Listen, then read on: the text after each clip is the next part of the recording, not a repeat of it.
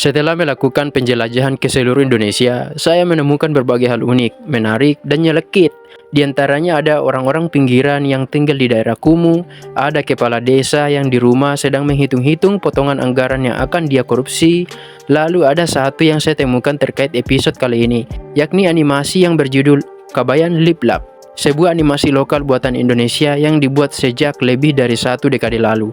Lantas seperti apa seluk-beluk kartun ini? Let's get into it.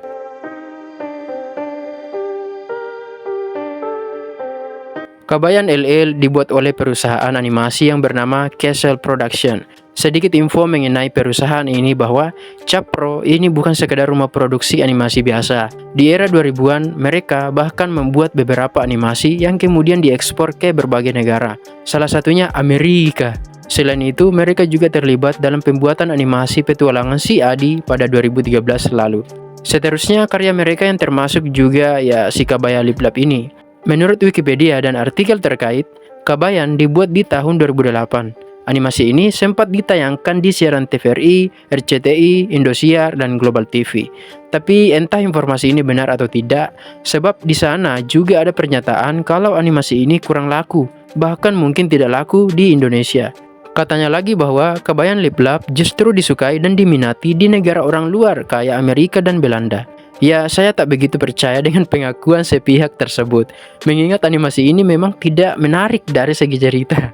Sedangkan kalau kita menengok kualitas visual seperti desain karakter, pergerakan, dan sebagainya, untuk tahun 2010 ke bawah tentu saja ini sudah bisa dibilang berkualitas. Apalagi di Indonesia pula. Saya sempat membayangkan kira-kira Merah Putih One for All kalau rilis di tahun begitu, mungkin hujatannya sepi bahkan tidak ada. Lantas yang menjadi pertanyaan sekarang adalah, kenapa Kabayan Lip Lab ini tidak laku di Indonesia dulu? Sampai-sampai beberapa dari kita bahkan tidak tahu sebelumnya kalau ada animasi semacam ini. Rilisnya 2008 pula. Hal pertama yang menjadi dasar kita menganalisis Kabayan LL ini ada pada 14 video yang diunggah di YouTube Kabayan itu sendiri. Nah, selanjutnya, jika kita melihat di Wikipedia, animasi Kabayan Lip Lab ini bergenre komedi. Tapi saya pikir komedinya punya porsi yang sangat sedikit.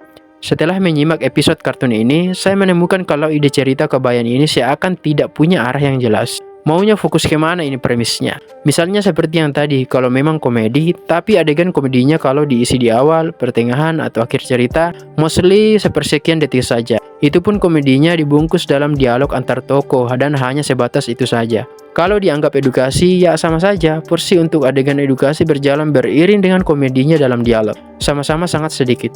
Misal dikatakan lagi genrenya slice of life, ia juga kurang sesuai. Di dalamnya lebih banyak mengisahkan aksi-aksi tidak masuk akal yang dilakukan anak kecil. Nah, lantas fokusnya mau kemana ini?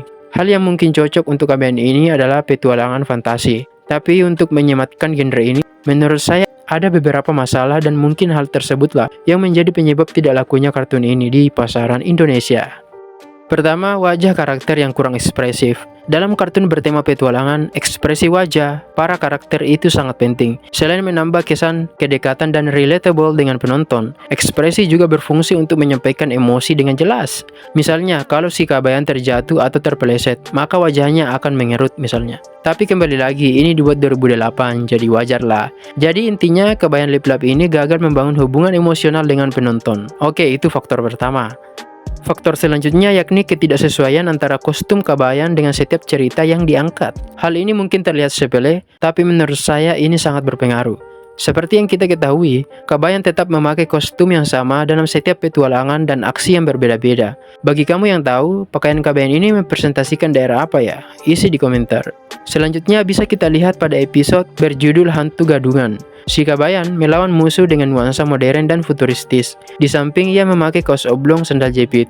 Bukannya saya menganggap itu jelek, tapi agak lain dan aneh kalau dilihat-lihat. Di dunia nyata saja, kalau kita mau pergi dalam acara tertentu, pasti memakai pakaian sesuai konteks kan.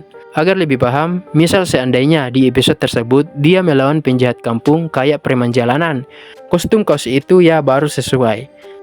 Alright, selanjutnya faktor ketiga kenapa animasi ini tidak laku adalah ya karena tidak dilanjutkan dan tidak dikembangkan. Satu prinsip hidup yang berlaku dalam banyak aspek bahwa kekalahan bukan karena kamu gagal, tapi karena kamu berhenti. Kabayan Lip Lab rilis 2008, setahun sebelumnya lebih dulu Upin Ipin rilis. Tapi coba bayangkan bagaimana seandainya Upin Ipin juga diberhentikan pembuatannya kala itu. Nah, kamu sudah tangkap poinnya. Oh ya, satu lagi, karakter Lip Lab ini mengingatkan saya pada Goro di Mortal Kombat.